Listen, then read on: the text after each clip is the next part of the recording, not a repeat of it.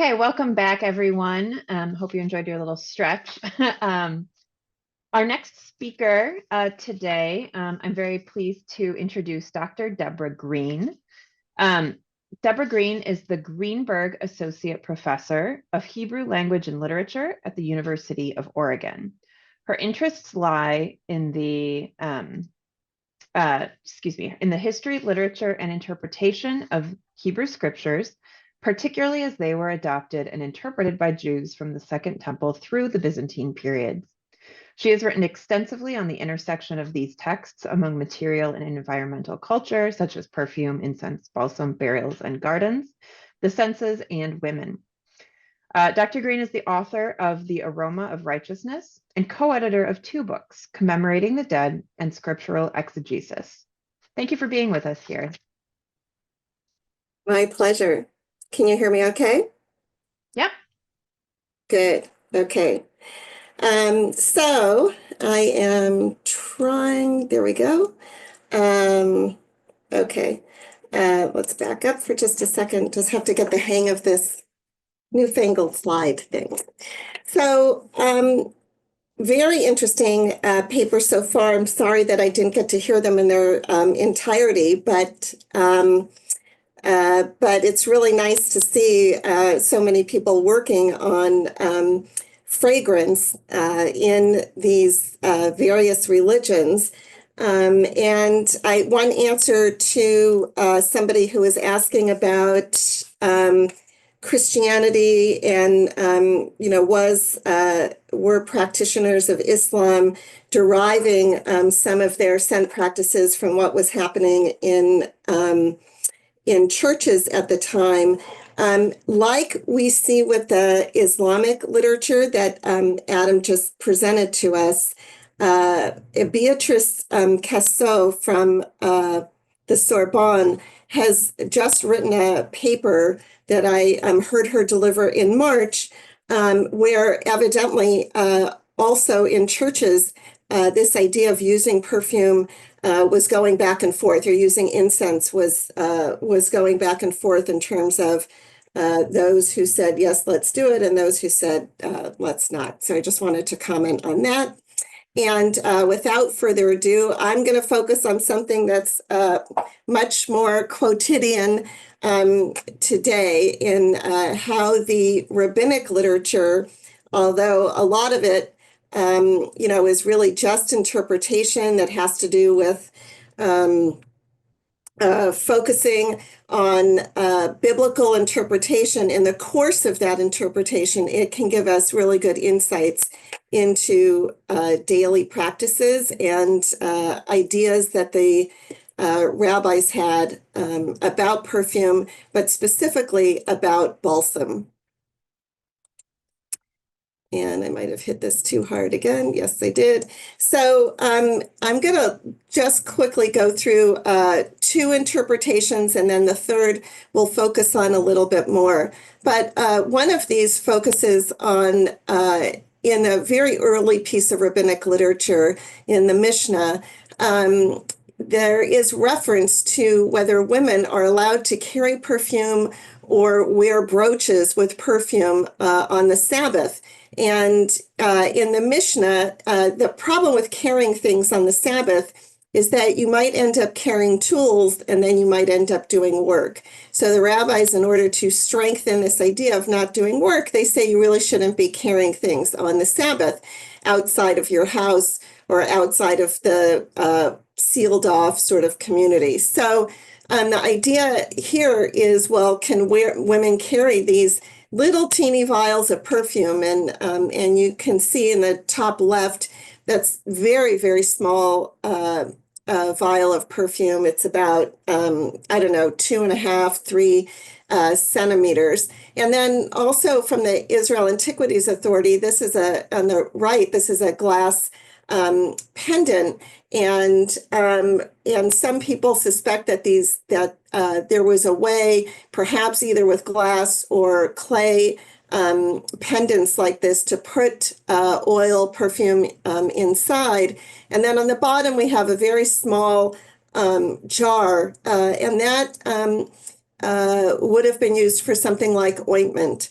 And by the time of the Babylonian Talmud, which is several centuries later, the rabbis actually, in a not so flattering way, say it's fine for these women to either carry perfume or to wear brooches, pins, or pendants with perfume in them because they smell bad, and it's in their natural daily routine that they use this perfume. So they're allowed to. It's not really for showing off or carrying something specifically. And the second one that's pretty interesting is about taking care of a dead body. So regularly, when someone dies, they are anointed with perfumed oil, rinsed, and wrapped in a linen shroud. This is all very ancient. Some of these customs still exist today, but not something with the oil, not something with the scented perfume oil. But in the early century CE, this was regularly done, and it needs to be decided, is this considered work on the Sabbath? You can't bury somebody on the Sabbath, but you can prepare the body. The idea is that you're, trying to go through as much of the ritual as you can, as soon as you can, and then right after the Sabbath, you can do that. And on the bottom, this is a collection of perfume bottles that were on display several years ago at the Israel Museum from the early centuries CE. And then on top, we have the bottles from Beit She'arim, which is a very well-known set of burial caves in towards the north in the Galilee area of Israel. And they used to date Beit She'arim, this whole complex, to the very early centuries CE, but it looks like it may be more like the 3rd through 5th centuries CE. So this is right about the period that we're talking about. And those are, there's lots and lots of perfume bottles at burial sites, but they get broken. So it's amazing that these are still intact, actually. And then the third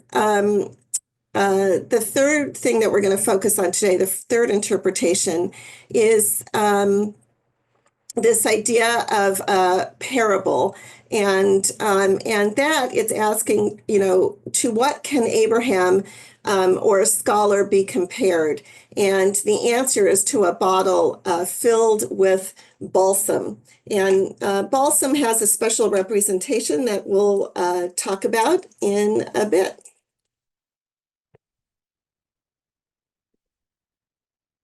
So to give you an overview of what the interpretation looks like, this is from Genesis Rabbah, which is a rabbinic, it's now in a book. There's sort of these interpretations are in kind of a note form. And in Genesis Rabbah, the interpretations go through the book of Genesis kind of line by line in Genesis, or maybe even sometimes word by word. And in this case, in this interpretation, Genesis Rabbah, the actual probably first copies of it written down are probably around 5th or 6th century. It's from the land of Israel itself. It's from and it actually is several generations in development before we actually have it written down. So some of these are very, very old. So here, this is based on Genesis Rabbah 39:2. Yahweh, when your Bible says Lord, it's really just the 4 letters of the name of God. So I'm producing those 4 letters here and assigning a pronunciation to them. Yahweh said to Abram, who doesn't yet have the H in his name, "Go forth from your land and from your birthplace and from your father's house to the land that I will show you." And then we'll move to Songs 1:3, and I'll go through this in more detail. Rabbi Brechia opened with, "The fragrance of your oils is good. Oil poured forth your name. Therefore the maidens love you." And now for this parable, Rabbi Brechia said, "To what can Abraham be compared?" And now he's going to answer the question: to a flask of opal balsam surrounded by an exact fitting lid and resting in a corner, and whose scent was not spreading. When it was moved, its scent spread. Thus said the Holy One, blessed be he, to Abraham, "Move yourself from place to place, and your name will spread in the world." So in the parable, we have in the first part the comparison, and then in the second part, we have the answer. And scholars have pointed out that parable in the first part and the answer in the second part never match up completely. And in fact, where the interpretation lies is actually in the space in between. And we'll see that in just a couple minutes. So to begin with Genesis Rabbah 39:2, it begins with this verse from chapter 12, verse 1, where Yahweh says to Abram, "Go forth from your land and from your birthplace and from your father's house to the land that I will show you." And to get a grasp on where we're at in the text, Abraham comes from Ur of the Chaldees, which is in Babylonia. And his father is Terah. And Terah has three sons, Abram, Nahor, and Haran. And Haran has a son named Lot.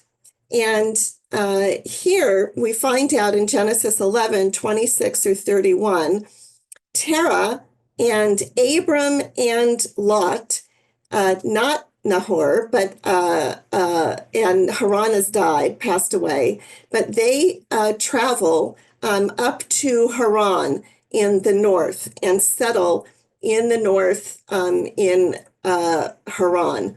And then we're going to find that Abraham and Lot and Abram's wife Sarah, whose name's Sarai at this point, they will travel down into Canaan. So Yahweh says to Abram, and he does this in a very specific way. He says, "Go forth from your land." And obviously, Abram could ask, which land, right? Is it the land of Haran, or is it the land of Ur of the Chaldees? And God gets more specific. From your birthplace. Well, that would seem to be Ur of the Chaldees. And then God gets even more specific, or adds on to this, and from your father's house, meaning in Haran. So you're going to go forth no matter what from either of these places. I'm being very clear about where you're going to go.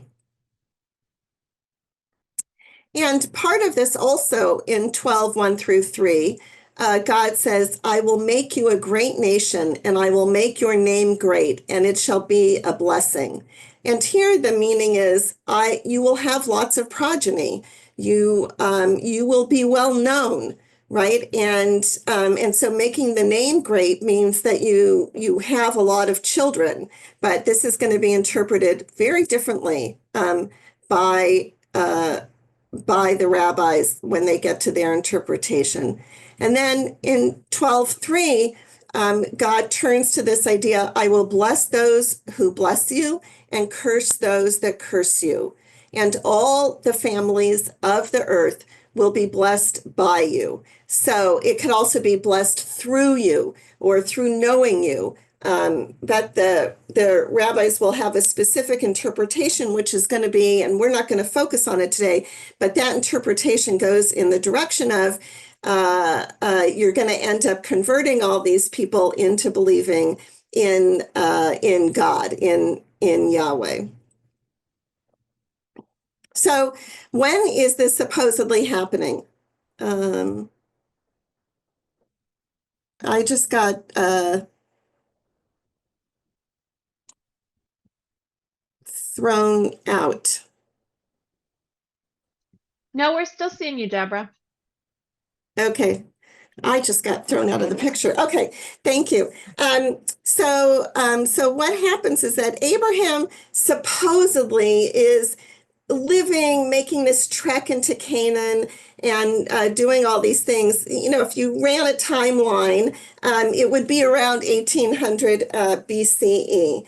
In 1250 BCE, we talk about this settlement, but it's not really settlement of these Israelites in Canaan. What it actually is we start to see architectural developments that we can see in the archaeology, where there seems to be people who are now starting to identify together in Canaan as one group. And so we think that those are going to be those early Israelites. But obviously, this is just beginning in 1250 BCE. And so here I showed a little, Pyxis jar that's, also very small, probably a perfume container. And this would have been hung, it's made out of clay. It would have been hung from something, and that's why the two holes are in the sides.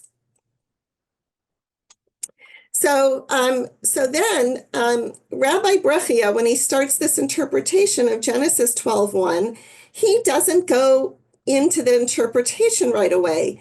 It says Rabbi Brechia opened with, and now he quotes yet another verse from the text, this one from Song of Songs, which you might know as Canticles or the Song of Solomon, right? And he says, the fragrance of your oils is good, oil poured forth your name.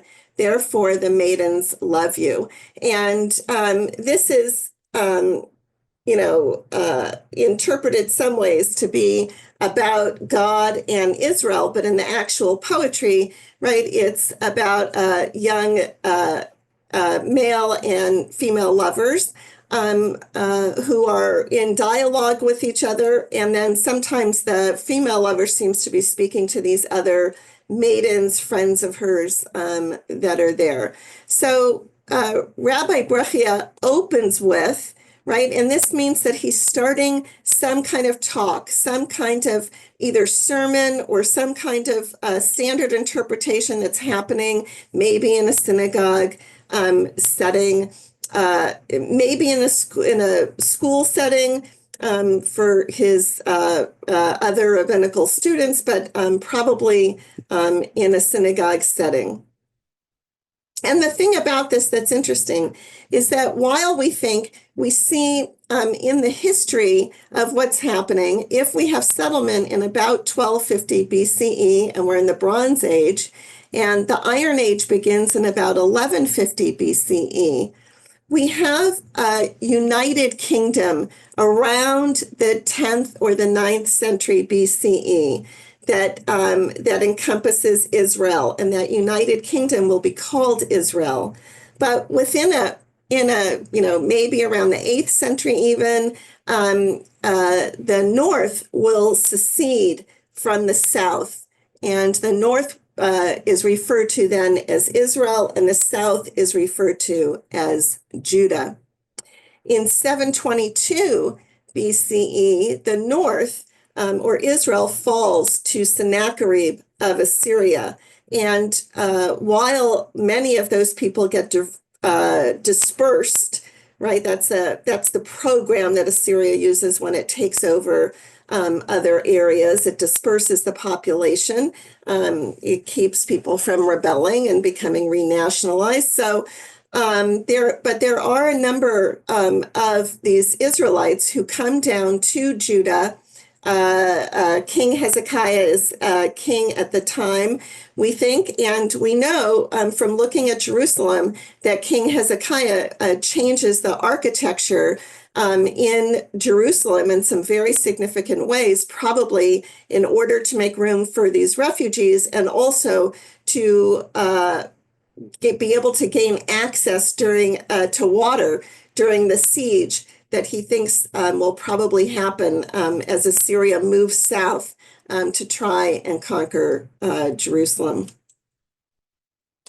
And so moving forward, if in 722 Israel falls, in 586 BCE, Judah falls, the first temple is destroyed, And now that area is under Babylonian rule. And it doesn't all happen just in 586, but I'm giving that as the date because that's when the first temple falls. And this could be cataclysmic for these Judahites. In 539, the Persians are able to defeat the Babylonians, and so they become the big empire. And when Cyrus is head of this dynasty, we have evidence that he encourages people to actually return to their homelands.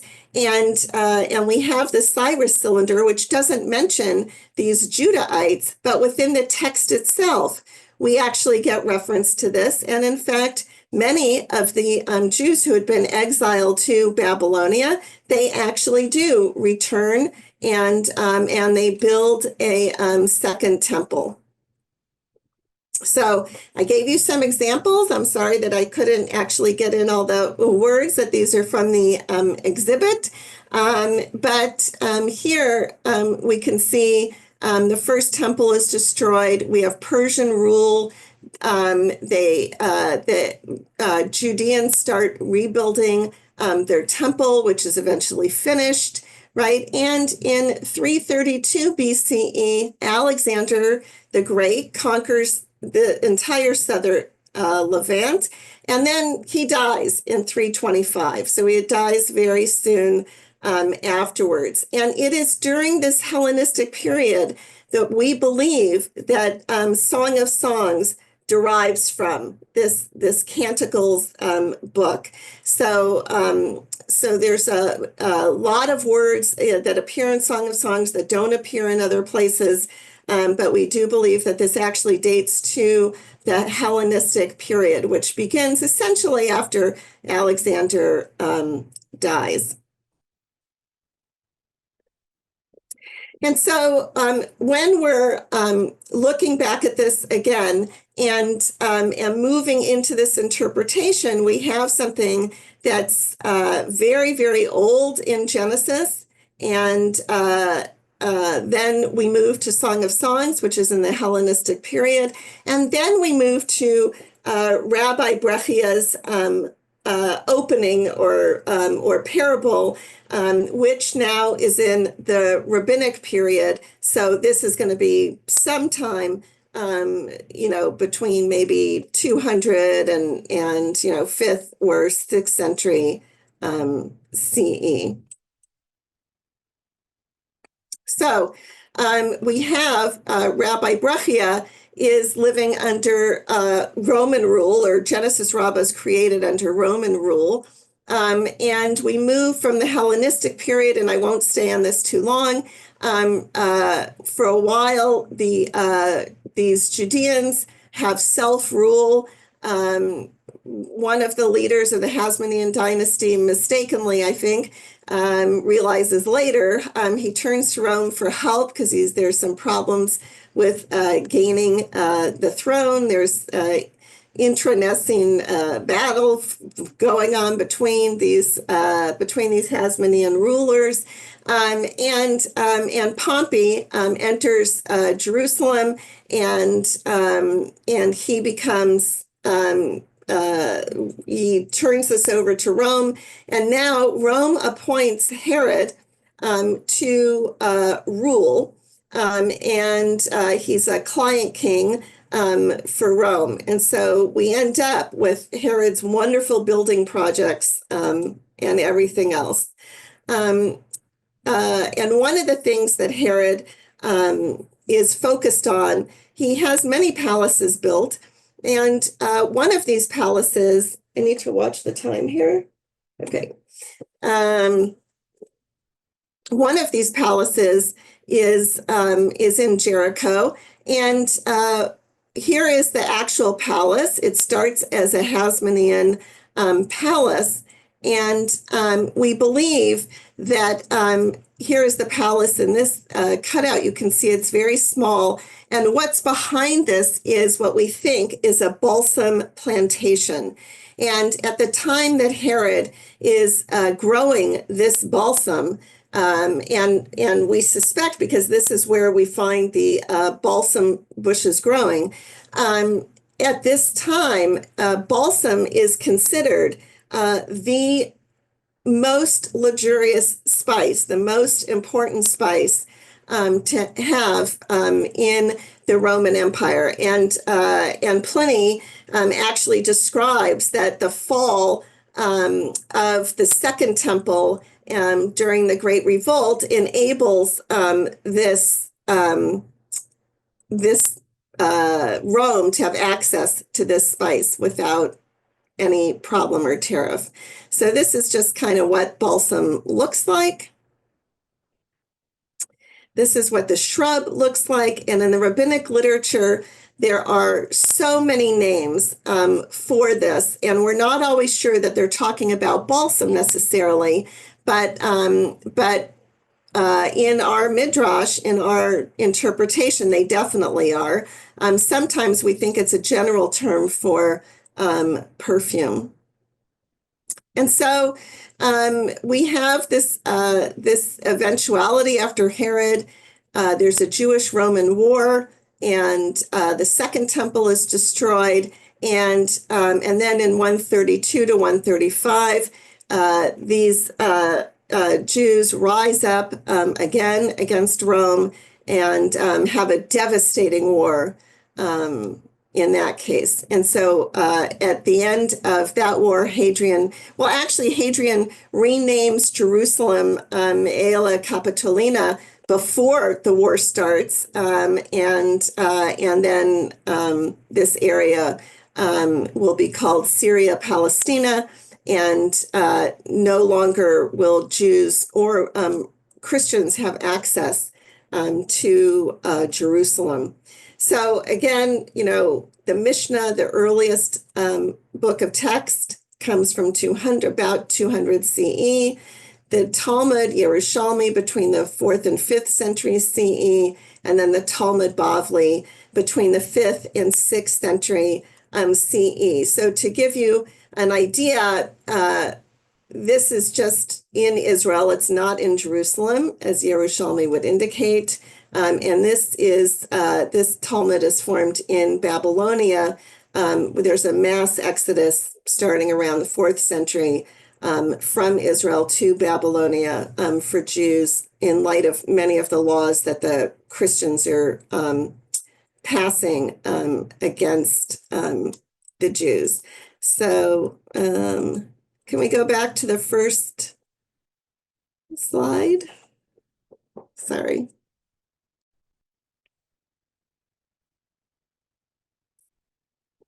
So in conclusion, I guess we're not going to go back to any of the slides. In conclusion, I just wanted to point out to you that this idea of, balsam, which we know is in cultivation, certainly during the early century CE, Josephus, Pliny, and the texts themselves refer to this balsam production. We know it's important to Rome.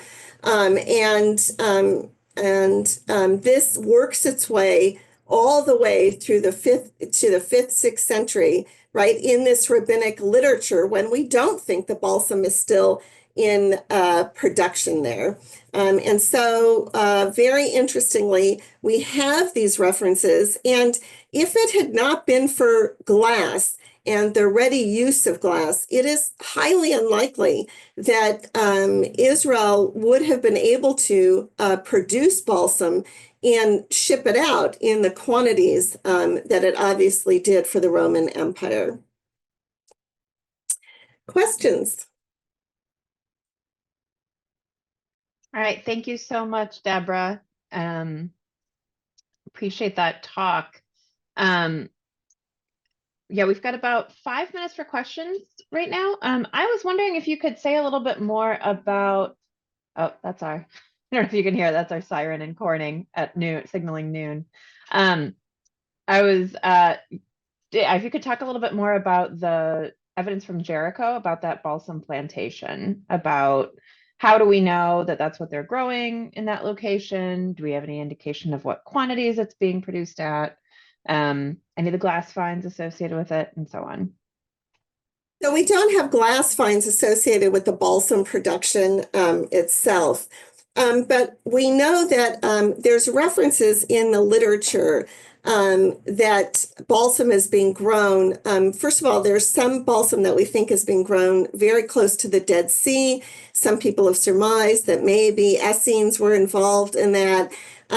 There has been balsam found there, and it has been regenerated, and there are people now growing balsam from there, but I don't know, and I wouldn't necessarily agree that that's necessarily Essenes who are, having anything to do with it. We've never actually been able to prove that the Essenes are tied to Qumran either.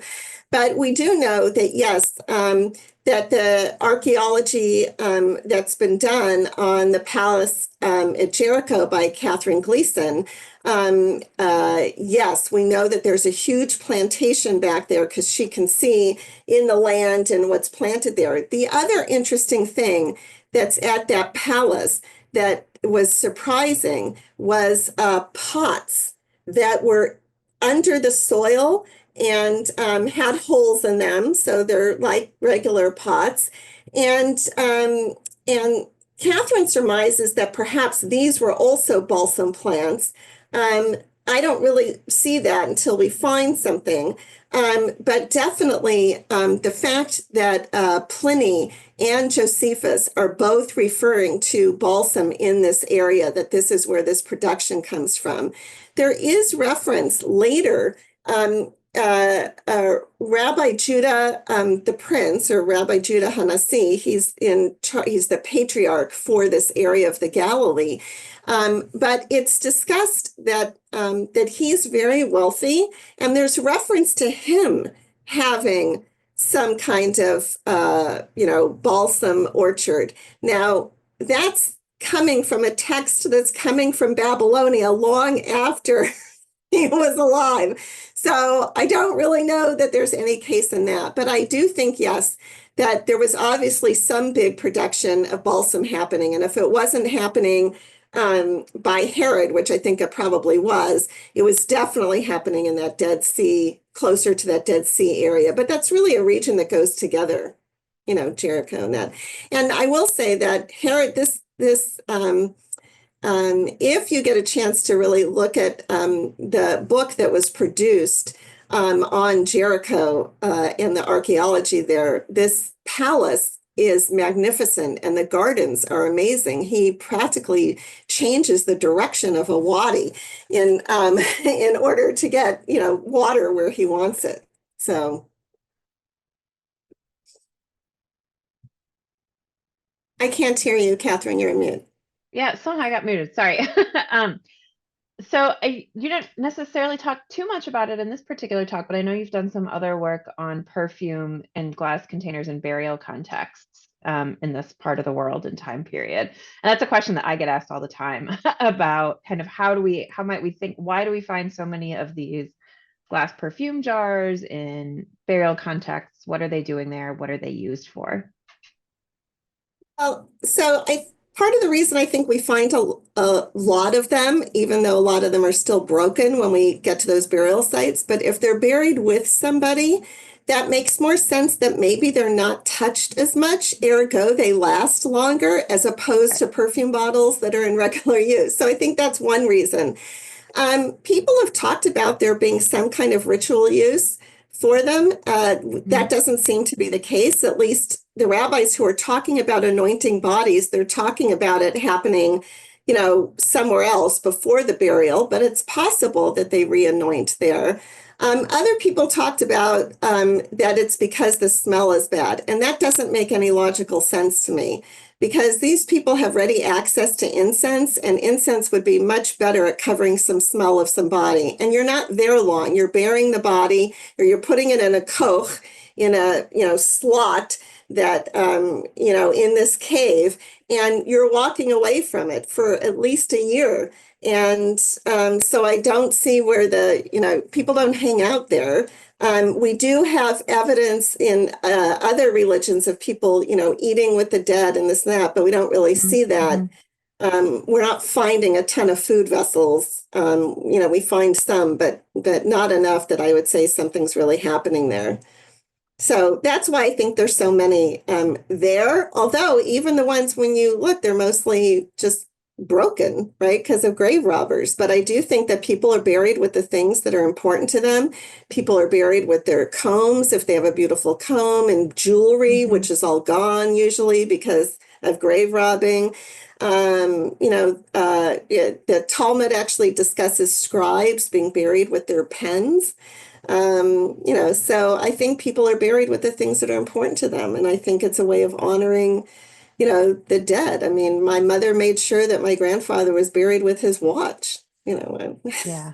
So it's more an issue of personal significance of these I think pieces. so.